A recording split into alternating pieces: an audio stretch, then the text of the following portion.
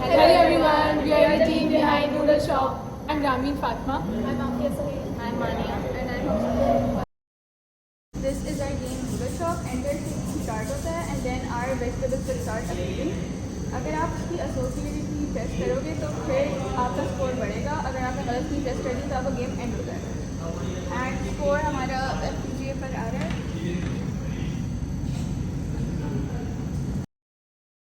Hi, I am responsible behind all the screens that have been generated and also the keyboard module. So the start screen, the Noodle Shop screen is generated using bit mapping. Next, when you press enter, your game starts and all these associated shapes are also created by me.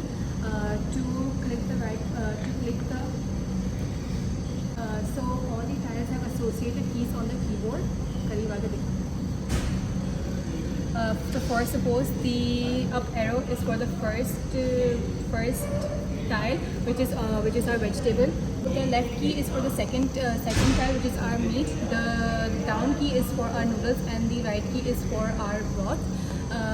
The first column is for the vegetable, the second is for meat, the last column is for broth, and the second last is for our noodles. At the end, if you press the wrong key, for suppose this is your game end screen, which is also created by allocating specific pixels. To restart your game, you just need to press the space bar and your game will restart again, and then again you can press the enter key and play the game.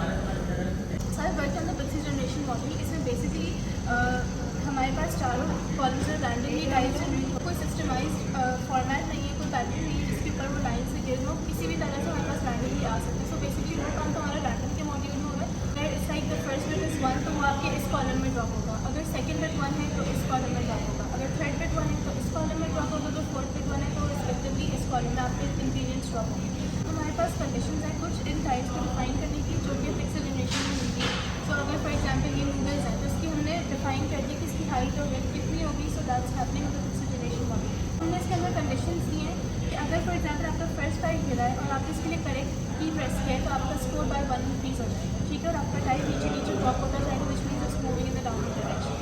हमने फिर इसकी इसी तरह similar condition हमने सब types के लिए दे दी कि उनका करेक्ट बटन प्रेस होगा तो उनका रिस्पेक्टिवली स्कोर इंक्रीज होगा. फॉर एग्जाम्पल अगर आपके पास ये वाले टाइप में कोई इंग्रीडियंट गिर रहा है और आपने गलत बटन प्रेस कर दिया इस टाइप का, तो फिर आपका गेम एंड हो जाएगा. तो इसके लिए हमने कंडीशन दी है और इसके रिस्पेक्टिवली हमारे गेम के स्टेट्स चेंज हो रहे हैं from 0 to 1 to 2.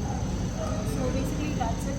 I made the score वाला मॉड्यूल. उसमें ये हो रहा है कि there are certain numbers associated with certain blocks. तो अगर वेजिटेबल गिरेगा तो यू विल, और आपने सही की प्रेस की तो आपका 1 पॉइंट इंक्रीज होगा. फॉर ब्रॉथ आपके 2 पॉइंट्स इंक्रीज होंगे एंड फॉर नूडल्स आपके 2 पॉइंट्स इंक्रीज होंगे. दिस इज़ बिकॉज के दे आर एसेंशियल इंग्रीडियंट्स. और फिर फॉर मीट आपका 1 पॉइंट इंक्रीज होगा. सो अब आई प्ले द गेम. जैसे अभी vegetable I and point increase by 1, and then meat को मैंने किया and my point increase by 2, and broth से पॉइंट इंक्रीज बाय 2.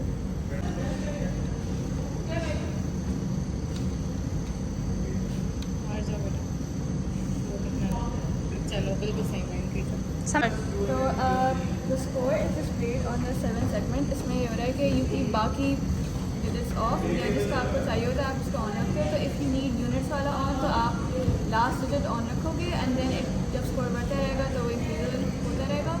फिर आप 10s पे आओगे तो बाकी ऑफ होंगे एंड 100s पे बाकी ऑफ एंड स्कोर पर भी ये होता रहेगा.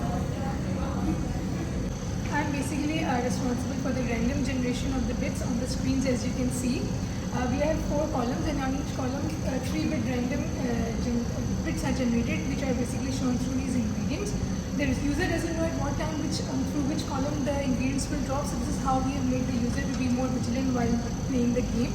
How this is happening is that we have used a XOR logic. It basically works when 2 different inputs are given. It will result in output high, and if the inputs are same, I'll get an output 0.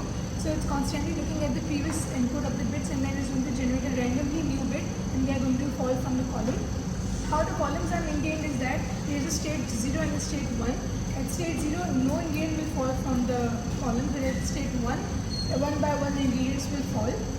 Because I'm randomly generating these ingredients, so because of the XOR logic is constantly looking back at the previous inputs, previous bits. So I'm constantly, my input. I have an input dependent machine. So my FSM is based on a mealy machine, and the same mealy logic is used in our keyboards as well. The real motivation behind our game was that we wanted the user to be interactive with the game. So as we know, he doesn't know at what time what ingredient will fall from the column. So it's like he will be very vigilant while playing the game, and obviously he will be like, I need to score more.